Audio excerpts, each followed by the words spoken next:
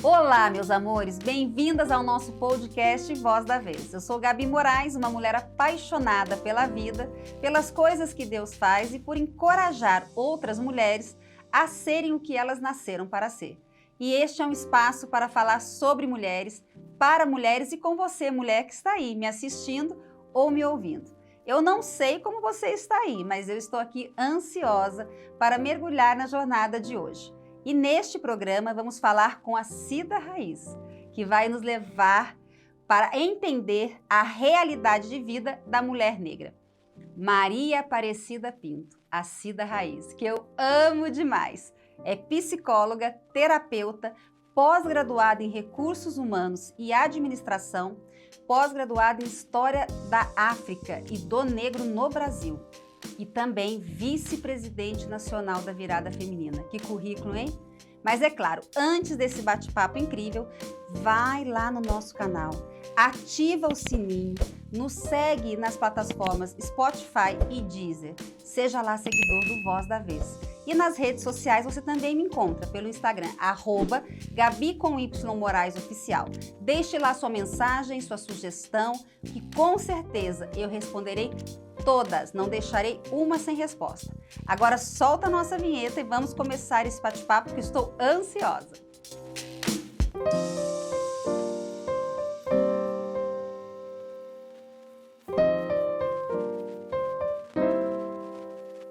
Eu sou a Gabi Moraes e você está ouvindo Voz da Vez. Nosso tema de hoje é Entendendo a Realidade da Mulher Negra. É importante que a gente diga que todos os temas que englobam a comunidade negra neste país são sempre excelentes oportunidades para aprendermos mais sobre a nossa história, a nossa origem e também sobre a nossa atual sociedade. É um assunto de verdade inesgotável, realmente inesgotável. Contudo, o nosso foco aqui será trazer a vida da mulher negra sobre o viés emocional, dentro de uma sociedade que por si só já exclui, já rotula mulheres, pelo simples fato de serem o que são, mulheres. E é nesse sentido que o nosso bate-papo aqui com a Cida Raiz vai trazer mais informação, até para buscarmos enxergar sobre o prisma dessas mulheres que protagonizam, com toda certeza, enredos muito diferentes na nossa sociedade.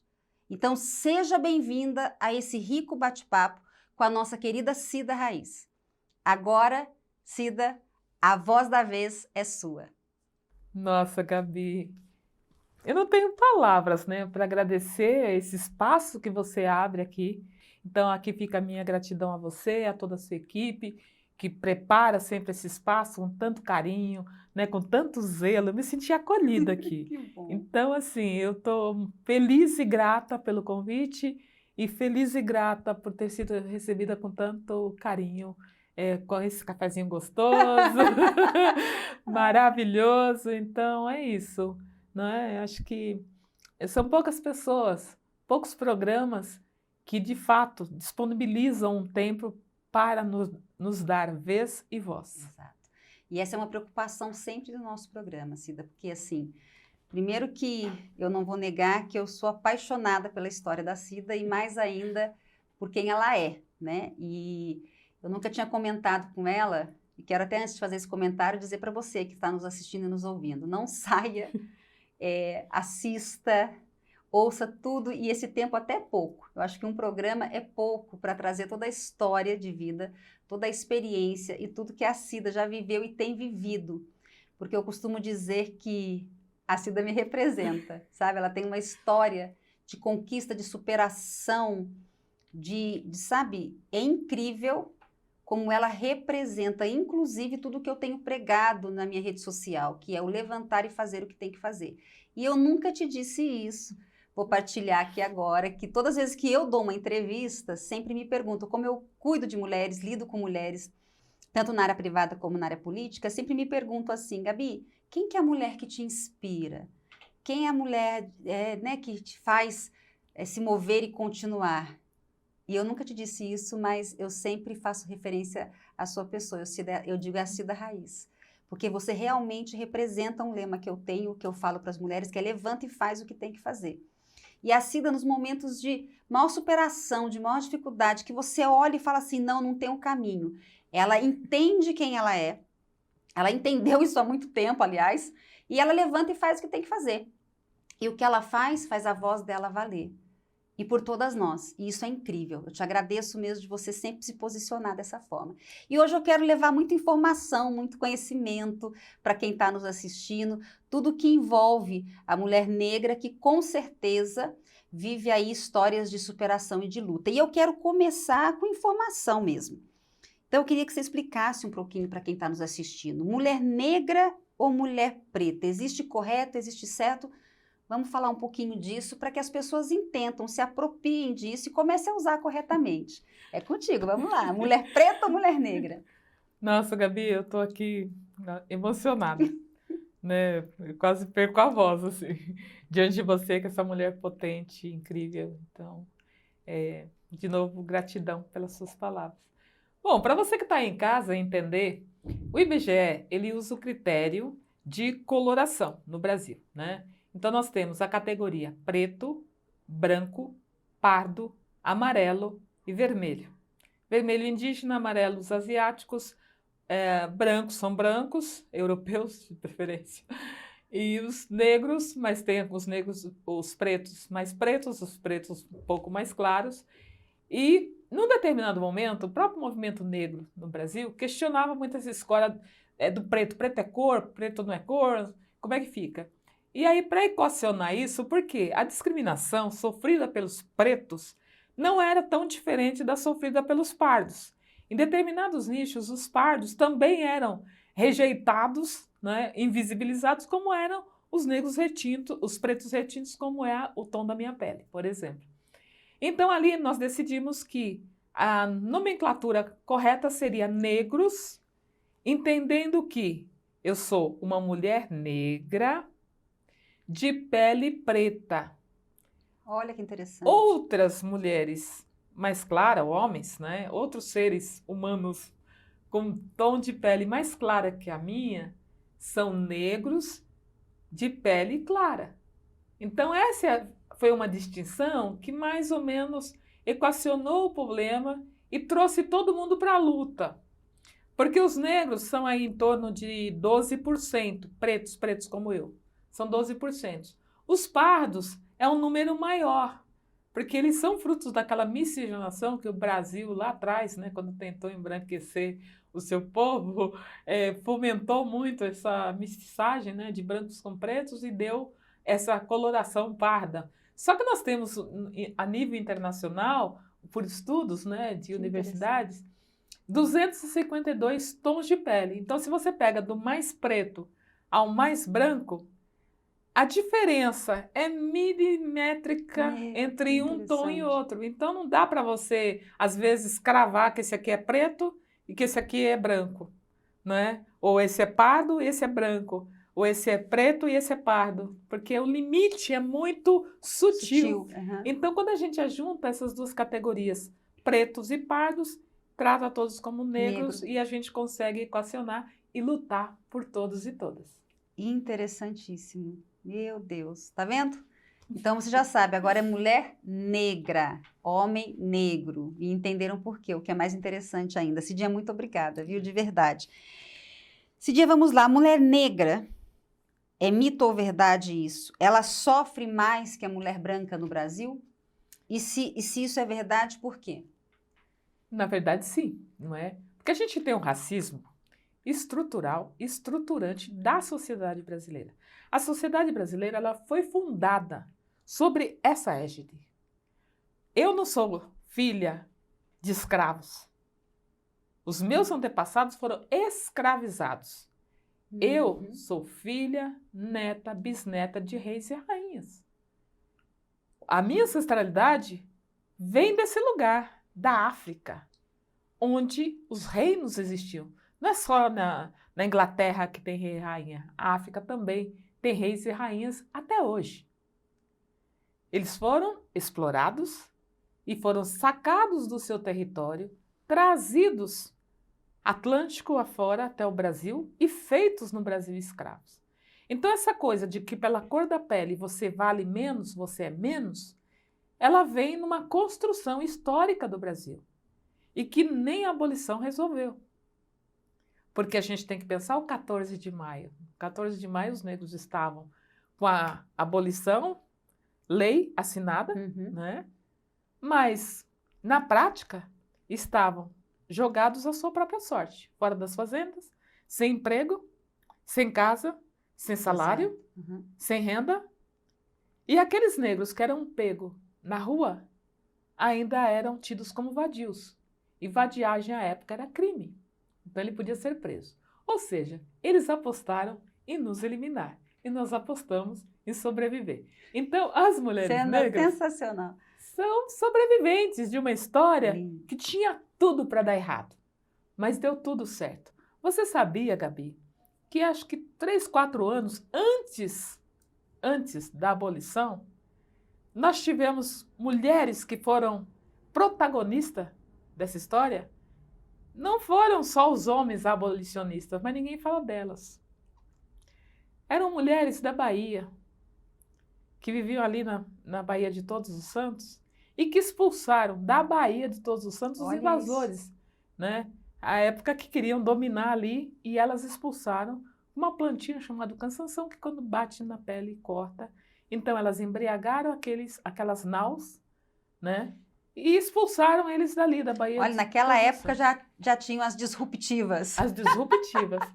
E só depois vem a abolição. Mas elas iniciaram esse processo na Bahia. Isso, que interessante. Talvez paralelo a outros, né, abolicionistas em outros lugares, como em São Paulo, com Luiz Gama, em outros estados.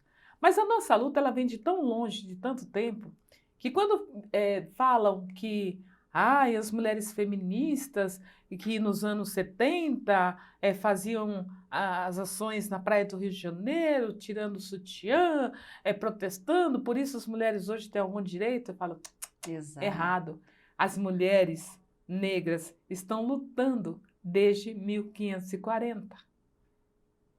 Então, há muito mais tempo nós estamos aqui no território lutando. E essa invisibilidade que a mulher negra sofre, ela sofre em função do preconceito e do racismo, que nos invisibiliza. É a nossa cor de pele que nos tira do lugar comum, do lugar onde todas as mulheres deveriam estar.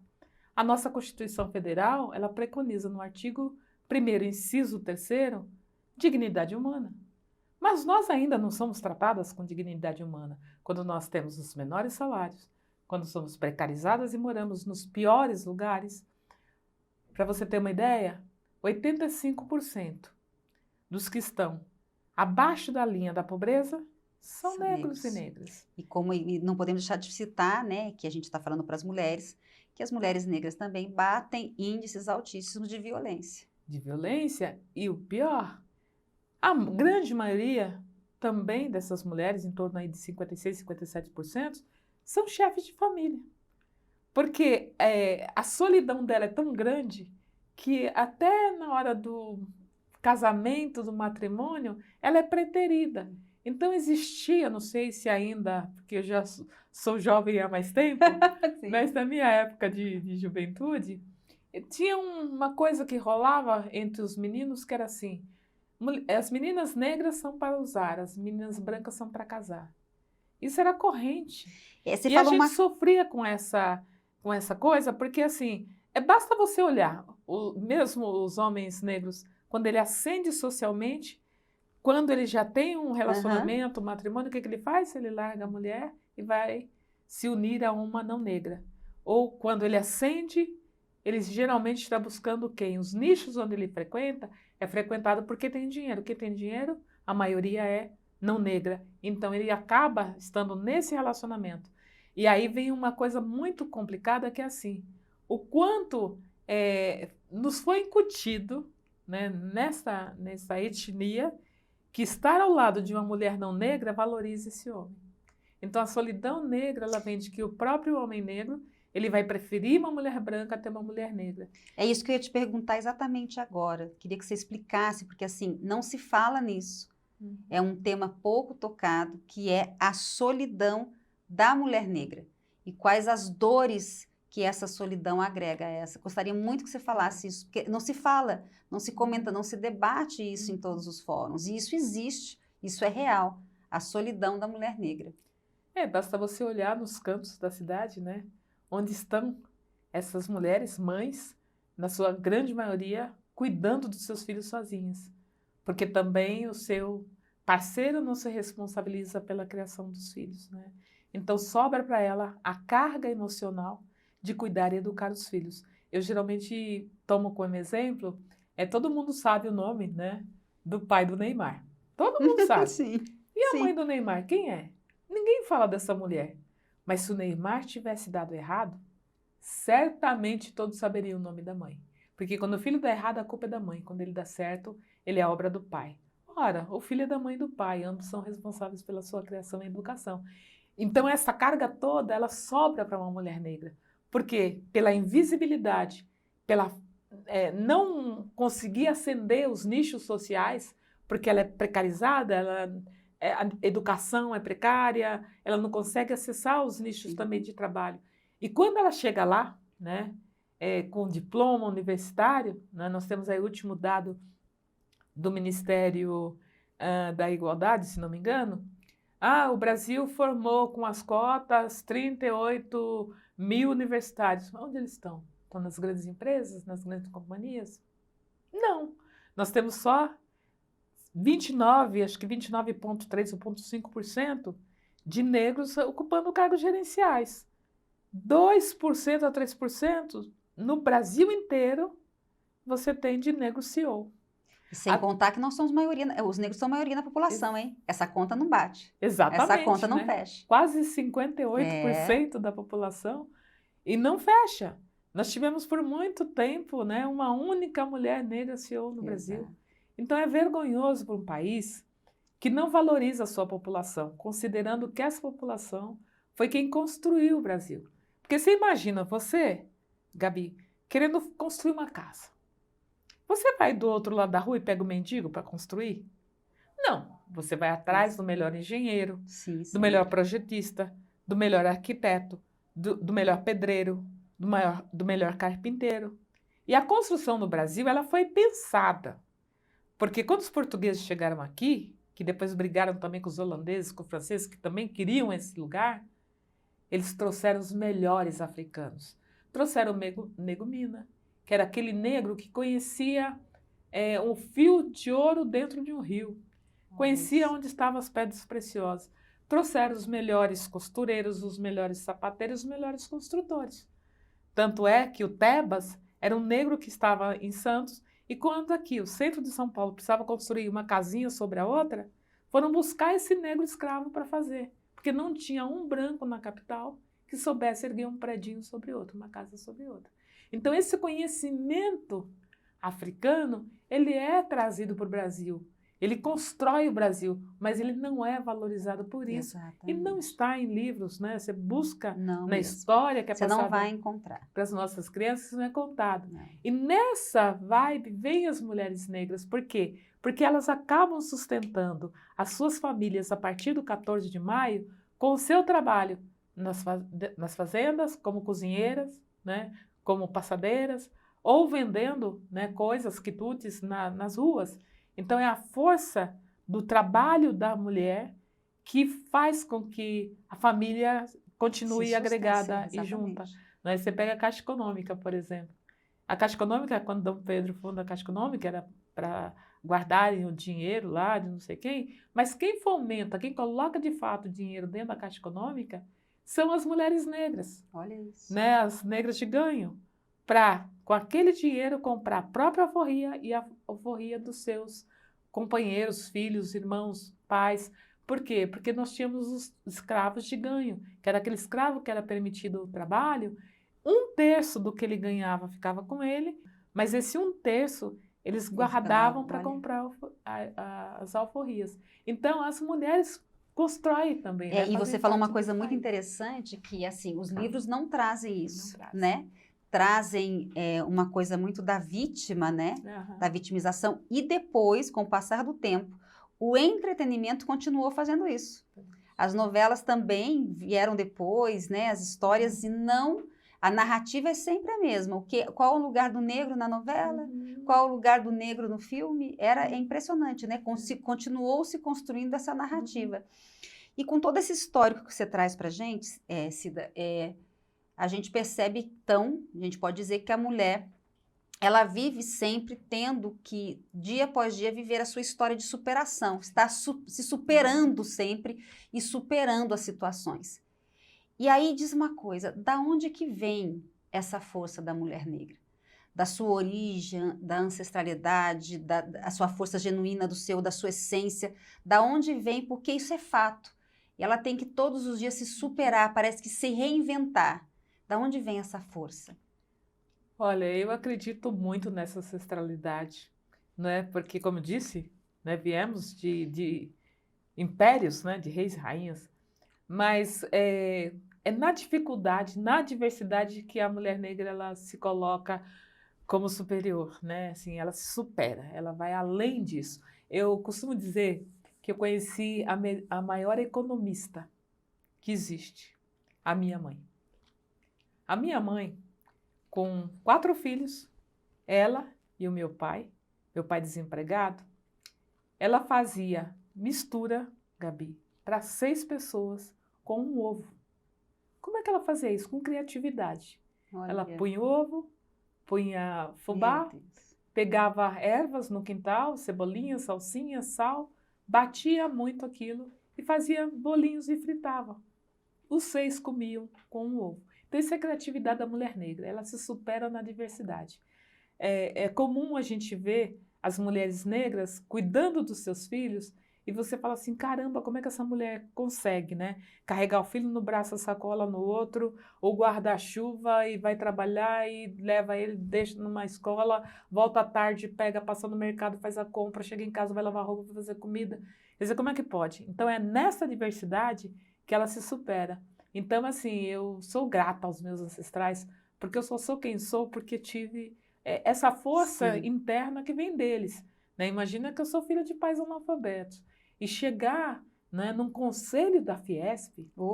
Né, e aí esquecemos de falar isso no currículo dessa mulher, é verdade. A Cida está no conselho da Fiesp. Olha isso, que coisa genial, de muita autoridade e respeito.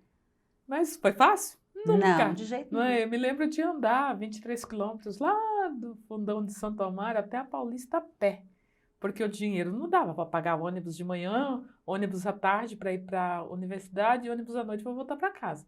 Então eu preferia vir de manhã a pé, já chegava aquecida no trabalho, trabalhava o dia inteiro, saía à tarde, ia a pé até a faculdade, né?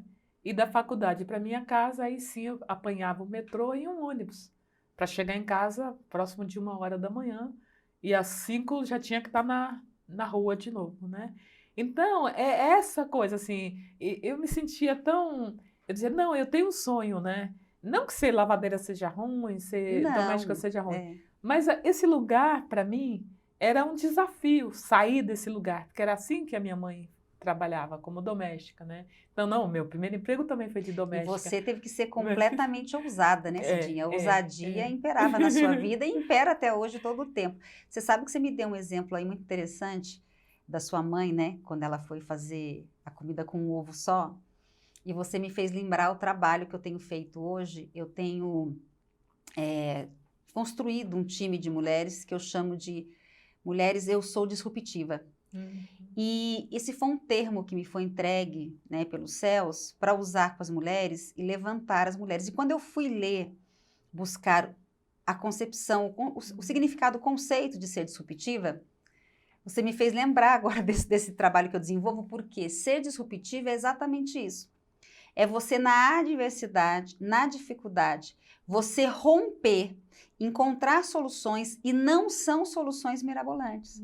São soluções simples como essa, mas que impactam profundamente, trazem resultados eficazes e impactam até o futuro, ou o momento, ou mudam a situação. Quando você foi contando, eu falei, gente, a mãe dela já era disruptiva, porque diante de uma situação completamente difícil, né, você alimentar várias pessoas, ela foi lá e encontrou a situação, uma solução simples, Não digo que é fácil, que eu acho que era muito doloroso para ela aquele momento, mas simples de conseguir fazer o que ela precisava fazer, que era alimentar todos. Que coisa mais linda, né? E você vê, a gente tá caminhando e a gente olha para trás, não tem como olhar para a história da gente, para nossa origem. Porque às vezes a nossa mãe, e a sua mãe pelo jeito, é você purinha, né? Disruptiva, ousada e que fazia o que tinha que fazer, mesmo diante da dificuldade. Eu lembro, me faz lembrar também Carolina Maria de Jesus, né? Carolina que morava numa favela, favela do Sapo, e ela tinha lá os filhos. A história da Carolina é linda, né? Porque ela vem para São Paulo, né? Saindo de onde ela morava, porque ela e o irmão, de novo, uma mãe criando 2 filhos sozinha.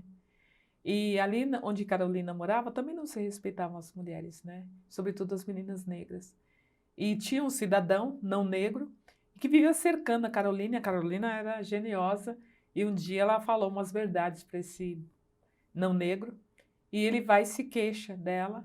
Então a Carolina acaba sendo chamada à delegacia e ela fica presa, né? E a mãe vai defender a filha e também vai responder junto com a filha. Sim. Então a mãe fica muito brava com ela e fala para ela que, olha a situação, olha onde você me coloca, né, dentro de uma cadeia.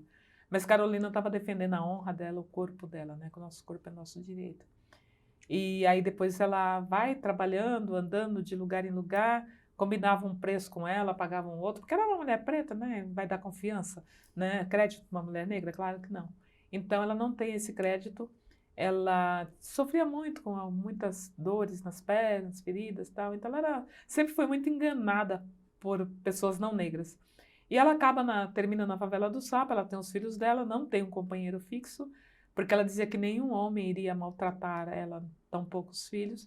Então, quando essa pessoa tentava cometer algum tipo de abuso ou assédio contra ela, ela rechaçava e mandava embora.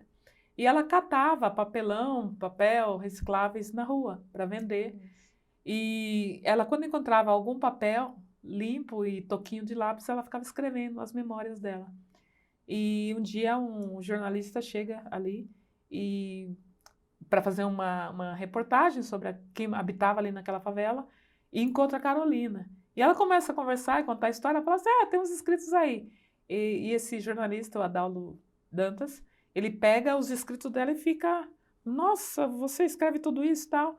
E ele se propõe, né, se ela confia dele levar, ele leva e vira o livro Quarto dos Despejos. Esse livro traduzido em 14 idiomas, vendido no mundo. Carolina foi recebida por chefes de Estado.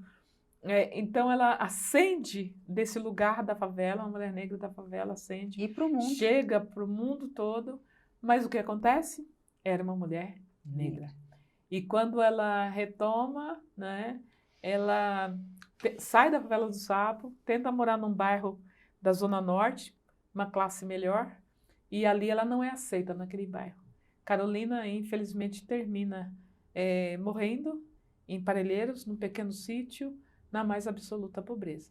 Então, você imagina se fosse uma mulher branca. Eu acho que talvez o Paulo Coelho tenha vendido mais livros, né, e tradução de mais livros para o exterior do que Carolina. Mas nenhuma outra pessoa chegou nesse nível de Carolina, né? Então, se a cor da pele dela fosse outra, talvez o destino de Carolina fosse outro. Então, quando você fala dessa invisibilidade, a gente está falando de quanto peso, né, como dizia Martin Luther King, né, é que a cor da nossa pele não seja importante, que o importante seja o brilho dos olhos. Exatamente. Então, se nós tivéssemos essa atenção com o brilho dos olhos das mulheres, as mulheres não sofreriam tantas violações, tantas violências, né? Que a violência física, moral, a violência psicológica, a violência patrimonial, mas também as violências correlatas, a violência política, a violência do assédio moral no mercado de trabalho, né? O bullying, né? O bullying. E muitas mulheres que estão... Isso é importante, esse debate, para quem está nos assistindo em casa, porque tem muitas mulheres que às vezes ouvem essa conversa, né? Esse conteúdo, e eu sei porque eu já vi isso acontecer. E muitas mulheres se posicionam da seguinte forma: tá aí a mulher negra se vitimizando, tá aí a mulher negra reclamando. Não é. Você que está me assistindo, isso é fato, esse preconceito e essa dificuldade da mulher negra existe na sociedade. E por isso que eu fiz questão de trazer esse debate para o nosso podcast, para o nosso programa. Porque eu defendo muito a linha das mulheres se ajudarem, das mulheres darem as mãos. Eu tenho até um dilema que a mulher que está atrás de mim, eu empurro para frente, eu puxo. A que está do meu lado, eu grudo nela e vai caminhar, e vai andar, nem que eu tenha que arrastar. E a que está na frente, eu faço questão de empurrá-la para ir mais longe. E é isso que nós, mulheres, temos que entender, independente da nossa cor, independente do nosso nível social. Que se nós nos unirmos, e a causa não é dela, é muito louco isso, mas a causa hoje que nós estamos debatendo aqui não é da mulher negra, é de todas nós mulheres. Até porque a diferença salarial que existe, mas que afeta mais as mulheres negras, também é nossa. Também existe conosco, que temos a cor da pele somente, que é somente a cor da pele diferente. Não tem nada de melhor e pior entre a gente. Então, esse debate, essa causa, nós todas temos que assumir ela. Nós todas temos que ter responsabilidade sobre ela e não olhar para ela como se não fosse minha, que isso acontece hoje. Olha como se, eu não me representa, eu não vou entrar nesse debate porque não me afeta. Claro que afeta. Afeta porque, inclusive, nós estamos numa sociedade em que se você tem um filho, tá, e hoje ele não é negro, mas ele pode se apaixonar por uma mulher negra. Entendeu? E qual o problema? Só que é a causa dela, e vice-versa. Então, é uma luta de todas nós, é uma causa de todas nós, mulheres, que nós temos que assumir. Porque se eu assumo a causa da Cida e vice-versa, com certeza, nós fazemos muito mais ruído. Nós fazemos um eco enorme, avançamos numa velocidade, assim, sobrenatural. E o país cresceria muito, né? Muito. Porque nós poderíamos ser o primeiro país do mundo, porque aqui nós temos tudo de bom, né? Temos água, temos sol o ano todo, temos o maior aquífero, né? Enquanto os países vivem aí sem água de beber, você pega o Canadá, eles só invasam água entre de maio a outubro, porque depois é geleira, eles não conseguem vazar água. A água no Canadá é mais cara do que uma dose de uísque. Nós temos aqui à vontade água. Então, presta atenção nisso, né? Se eu melhoro o meu padrão social, automaticamente a gente melhora todo mundo, né? Tem um dito de uma grande, né, que ela fala assim: quando uma mulher negra se movimenta, ela movimenta toda a estrutura da sociedade, né? Então é isso, quando eu me movimento, quando eu cresço, eu trago comigo a minha família. Eu dei o exemplo, meus pais, por exemplo, eram analfabetos. Eu fui a primeira a ter um diploma universitário, só que meu filho, meus sobrinhos, só não tem diploma universitário que não quis estudar. Todos os outros são universitários. Sim. Então é isso, quando um sobe, ele traz o resto junto. E é bom para quem? Para toda a sociedade. E aí, o Desmond Tutu, ele dizia o seguinte, né? Se eu sou neutro numa situação de injustiça, eu já escolhi o lado do opressor. Você não quer ser o opressor, né? Porque eu tenho certeza que você vai entender isso olhando os cientistas, né? Que tentaram fazer, quando teve aquele problema em Minas Gerais, da barragem que caiu, de minério, os corpos que eram encontrados, eles tinham um tom, né, de terra e tal, mas quando vai para o laboratório e vão ver os ossos, as ossadas, quem estava ali, os médicos legistas, eles não conseguiam distinguir quem era preto e quem era branco.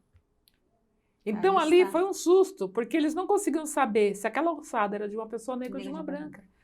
Porque o minério, ele tornou todo mundo igual. Quem já viu a exumação de corpos, por exemplo, quando você abre e a cinza sai, aquela ossada, você olhando, você não sabe se é de uma pessoa branca ou de uma pessoa negra. Outro episódio que nos tornou muito iguais, Cidinha deixou claro, é a pandemia. Exatamente. Nos colocou assim, deixou claro, estampado na nossa cara, assim, em todos os sentidos. Seja de raça, de cor, de status social, vocês são todos iguais. Então, só não entendeu quem não quis. Exatamente. Nós tivemos uma big de uma lição, né? No Brasil, aí, mais de 600 mil pessoas passaram por essa dor, por esse sofrimento.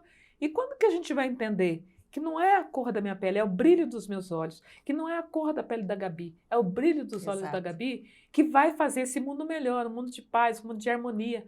Porque se ela me ajuda a crescer, automaticamente ela está ajudando toda a minha família, todo mundo que está atrás de mim. Quando eu acendo, eu trago mais 4, 5 pessoas juntos.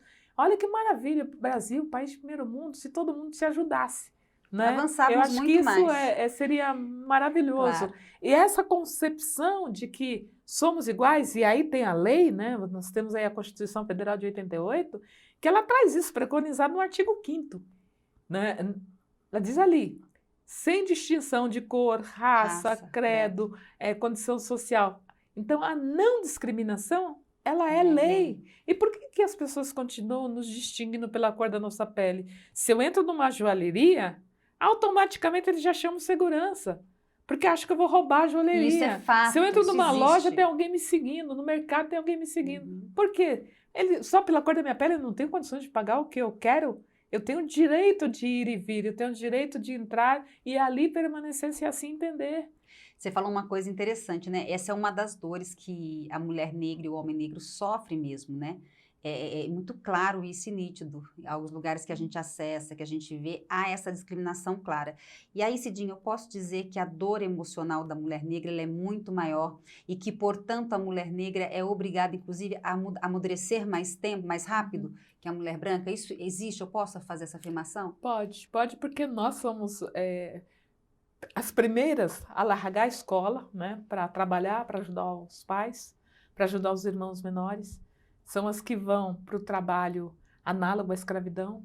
São aquelas meninas que moram naqueles recôncavos nordestinos, que são cooptadas, né, os pais dão para famílias que podem, e ali elas são feitas de escravas, inclusive sexuais muitas vezes. Né, são a primeira experiência dos filhos dos seus patrões, ou, entre aspas, donos, né? Porque ali muitas delas, né, vira e mexe, o Ministério Público resgata alguma mulher vítima desse trabalho, ficou 30, 40 anos dentro de uma casa sem salário, Uhum. dormindo num quartinho que mal dá para andar, né? Tem uma cama e ali um armarinho que ela coloca suas coisas. Ela come depois de todo mundo, ela dorme depois de todo mundo, sem salário, sem nada. Então, é um trabalho análogo à escravidão. Quando você vai olhar a cor dessas mulheres, quase que 100% delas são negras. Então, acabar com isso é urgente e necessário. O Brasil não pode ter o vergonhoso 5º lugar no mundo em violência contra as mulheres. Exato. É vergonhoso. Não podemos admitir mais isso. É vergonhoso. E aí, Cida, diz uma coisa para mim. Como é que você acredita que nós podemos alcançar esta sociedade em que o potencial feminino vai valer, sabe? E vai fazer valer a todas as mulheres, independente da sua cor, da sua raça e do seu status social? Olha, primeiro o poder público, né? Eu acho que são as ações afirmativas que podem serem construídas, ou seja, tratar diferentemente quem está em situação de desigualdade. Né? Todo mundo fala, a gente tem que buscar a igualdade. Não, eu hoje luto pela equidade. O que é equidade? Equidade é você dar uma condição diferente para quem tem menos possibilidade. Então, por exemplo, você tem 1,80 m, eu tenho 1,50 m. Eu tenho um muro de 2 metros para olhar além desse muro. Aí a pessoa fala assim, não, eu vou tratar com igualdade. A Gabi tem 1,80 m, vou dar um banquinho de 20 centímetros para ela, ela vai enxergar além do muro. Já que é igualdade, vou dar o mesmo banquinho para a Cida. Só que a Cida tem 1,50 m, com 20 centímetros eu vou chegar a 1,70 m. Aí eu vou conseguir olhar do outro lado do muro? Não vou. Então, o que é equidade? É dar para a Gabi um banquinho de 20 centímetros, mais para a Cida, que só tem 1,50 m, você vai dar um banquinho de 50. Então, isso é política pública. O país tem que se preocupar com isso, o governo tem que se preocupar com isso, de dar diferente tratamento para essas pessoas que estão desfavoravelmente vivendo nessa sociedade. A outra coisa é o que a gente chama de sororidade. São as pessoas entre elas se movimentarem e trazer o protagonismo. Por exemplo, na pandemia a gente viu muito isso, grupos de pessoas se reunindo para alimentar pessoal de rua, ou socorrendo com remédio, medicamento, pessoas que estavam doentes, né, acamadas, que não podiam sair de casa. Mas isso é um processo que não pode acabar, ele continua. Algumas ações que você faz, ele pode repercutir para além. Por exemplo, eu promovo um jogo, chama Copa Feminina de Futsal, para meninas negras de periferia. Então, enquanto essas meninas estão jogando, esse campeonato a gente já fez o experimental dele com 8 times, depois fizemos com 16 times, 374 meninas mais ou menos a gente alcançou. Ora, enquanto elas estão jogando, elas não estão no tráfico de drogas, elas não estão na gravidez precoce, né? O esporte ensina, o esporte educa. Então é uma ação isolada, mas que olha quanta gente que ela... Claro, sem contar que ela você tá resgatando, né, o sonho, né, a vontade de viver, ela se vê detentora de um talento que inclusive ela nem imaginava que ela tinha. Exatamente. E ganhou uma proporção esse projeto incrível, porque isso tirou a mulher que ali ela não tinha perspectiva e esperança de sair daquele lugar e como protagonista, porque elas são lindas jogando, né? É impressionante ver o brilho nos olhos, o sorriso. É um projeto muito bonito mesmo e que coloca a mulher negra no devido lugar dela. Pode ser vista, né? Por um olheiro. Exatamente, tem de voz. De repente ir para um grande clube, desse grande clube ir para o brasileiro, né? E a sororidade que fora. a Cida trouxe aqui é muito interessante, que eu nem uso muito essa palavra. Eu trato mais assim como a solidariedade, a fraternidade, que é exatamente isso. O que eu falei um pouco antes aqui, eu não sou negra, mas esta causa é minha.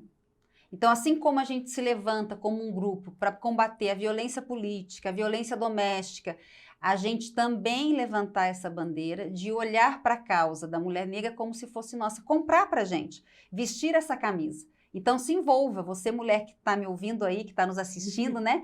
Se envolva onde quer que você esteja, no Brasil, fora do Brasil, na sua comunidade, na sua cidade, no seu estado, em lutas nesta causa da mulher negra, assim como nós temos também a mulher indígena, que é outra história, da outro podcast aqui, que eu vou trazer também para a gente debater, mas que nós precisamos encarar com seriedade, comprar e entender que nós somos simplesmente mulheres. Que aqui pode ter uma diferença, mas aqui de jeito nenhum. Nós somos todas iguais, todas mulheres. Até porque a gente não quer caridade, né? A gente quer oportunidade. Né? Exatamente. É uma coisa assim, que as pessoas falam, vocês ficam de mimimi. Não, nós queremos oportunidade. E eu vou dizer uma coisa para você. Eu só cheguei aonde eu cheguei porque eu tive gente que me deu oportunidade. Gente que me ensinou, como uma pessoa que eu sempre falo dela, chama Bia, me ensinou tudo sobre investimentos, sobre Bolsa de Valores. E em 2006... eu abri clube de investimento na Bovespa para mulheres negras. Olha isso. Então, mas por que eu pude abrir uma bolsa de investimento? Eu invisto na Bovespa desde os anos 90. Mas por que eu cheguei lá? Porque alguém me ensinou, alguém me deu a oportunidade de aprender. Então é isso, eu aproveito todas as oportunidades que me dão. Ao invés de ficar chorando, eu vou à luta. Ou seja, levanta e faz o que tem que fazer. Exatamente. Adoro. Ai, meu Deus do céu, né? A gente se deixar, ficava aqui a noite inteira, o dia inteiro, porque tem muita coisa boa pra gente conversar e vocês estão vendo, né? Uma sumidade. É cultura, é informação, são dados, eu adoro, né? Quando eu tô com a Cida, assim, eu aprendo cada vez mais. Cidinha, eu ficaria aqui com você muito mais tempo, mas, né, a gente tem que ir terminando, mas antes de ir pro final...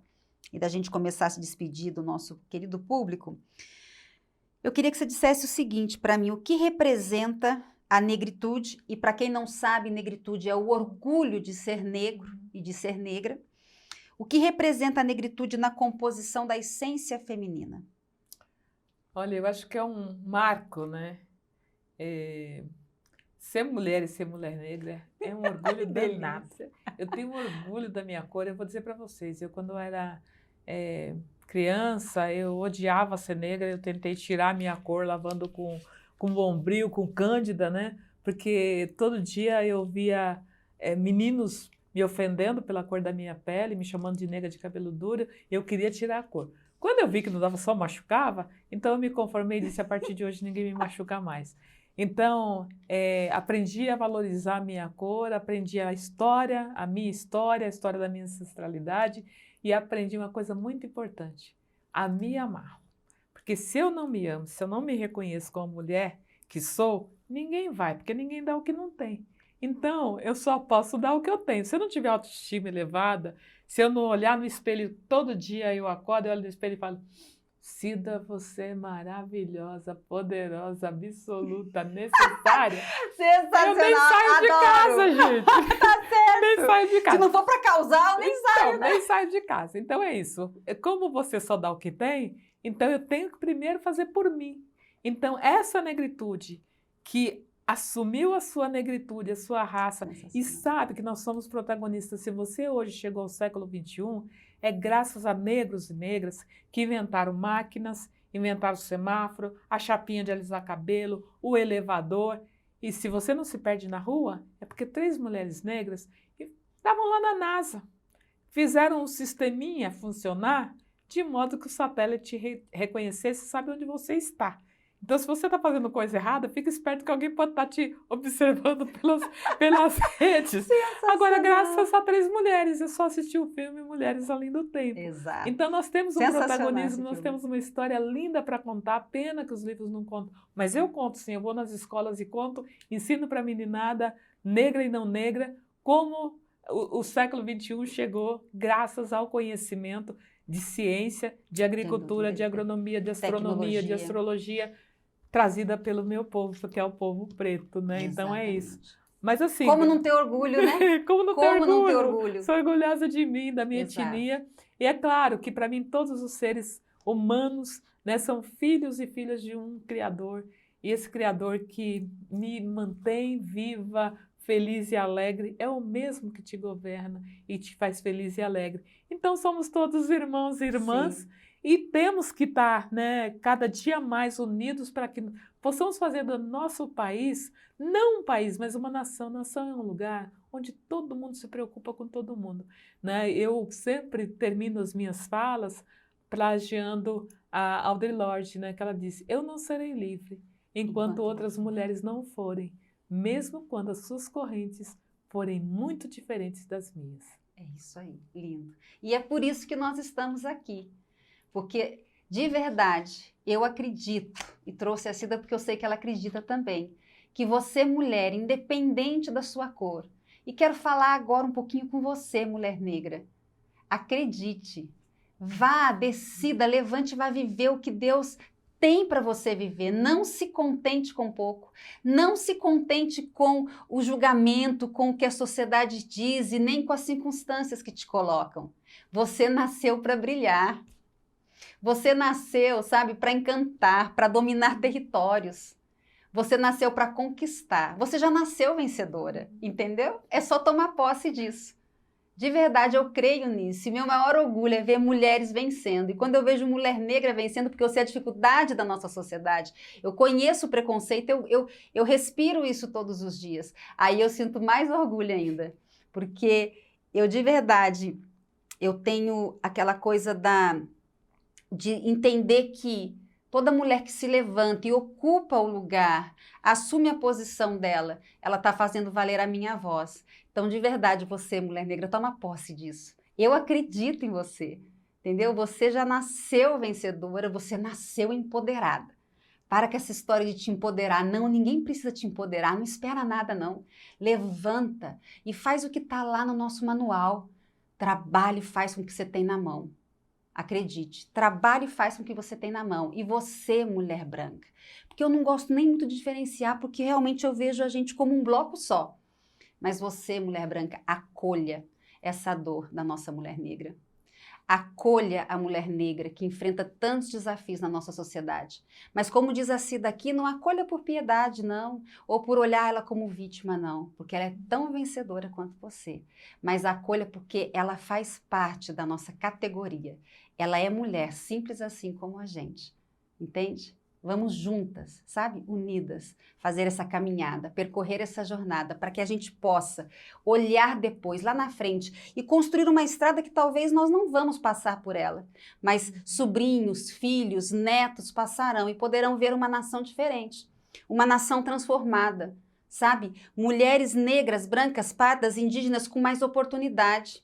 Sabe, com mais amor, que é isso que vale a pena. É não olhar o outro com diferença, mas entender que nós somos um só e devemos amar o outro como se fosse nós mesmos, que é lá o nosso primeiro mandamento.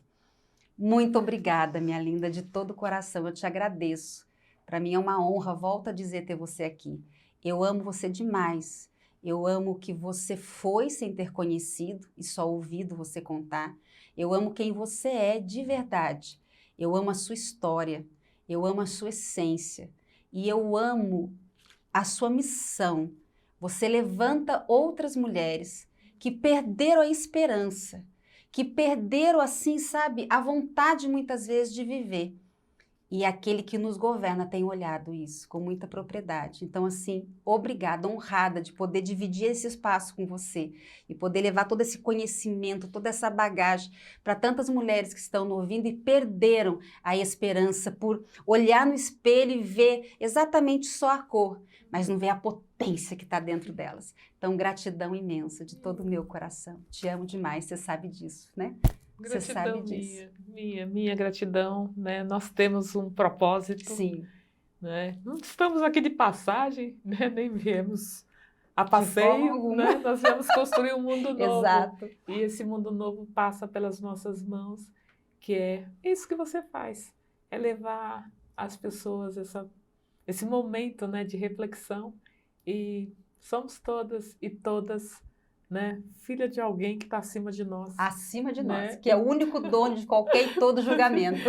Né? E que assim seja, né? Que a nossa unidade não seja distinta pelo nosso tom de pele, mas que ela seja verdade, porque assim fomos criadas, né? E assim somos. Sim. Um propósito. Sempre. Né? Um propósito divino. E sempre juntas. Sempre Conte juntas. comigo sempre. Gratidão você sabe imensa, disso. gratidão. Que você seja sempre abundantemente abençoada. Obrigada, minha linda. E obrigada a vocês que nos assistiram, que nos acompanharam, que nos ouviram. Espero que você tenha gostado desse bate-papo. Eu amei, como sempre, estar com ela é maravilhoso. E também obrigada a você que nos ouviu pela primeira vez. Espero que você tenha gostado do Voz da Vez. Espero que você tenha gostado desse conteúdo e que continue aí nos acompanhando. Obrigada a toda a minha equipe de coração, ao meu parceiro Podcast Me. Muito obrigada mesmo por você estar nos ajudando a realizar esse projeto. E quero lembrar, não esqueçam, vai lá, ativa o sininho lá no nosso canal, nos segue o Voz da Vez, lá o podcast na plataforma Spotify e Deezer. E claro, você pode me seguir nas redes sociais que tem lá conteúdo novo todos os dias. @Gabi_Moraes oficial. Deixa lá sugestão, fala o que achou, comenta, dê dicas lá também, sugira temas aqui para o podcast. Aqui a voz não é só minha. Isso aqui me foi entregue, porque aqui eu tenho que fazer valer a sua voz. Porque juntas a nossa voz, com certeza, faz ecos. Juntas nós temos voz e temos vez. Então, muito obrigada mesmo. Este foi o Voz da Vez por Gabi Moraes. Eu espero vocês na próxima semana, no próximo programa. Até lá! Beijo, meus amores!